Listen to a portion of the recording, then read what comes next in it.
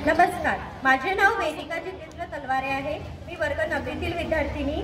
आज मी तुमच्यासमोर माझी स्वयरचित कविता सादर करून दाखवणार आहे। त्याचे शीर्षक मी आजकाल दिलंय। सुखदुःखांची घोडाबेरीज मनापासून करत नाही, हरवलेले क्षण आजकाल मी शोधत नाही। सुखदुःखांची घोडाबेरीज मनापासून करत नाही, हरवलेले क्षण आजकाल मी शोधत नाही।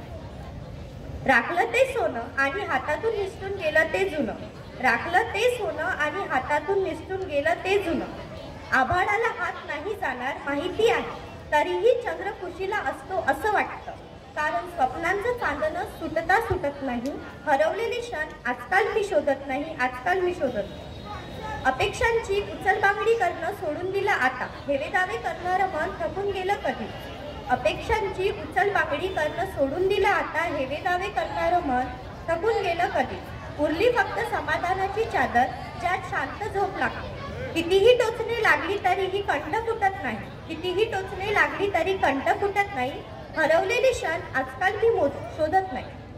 खडखडून हसणारे चेहरे सभोवती असतात, तेव्हा जगण्यातला कमीपणा पुसट होऊन जातो। अडचणींना समोर जातानाही गालावर हसू येतं, अडचणींना समोर जातानाही गालावर हसू येतं।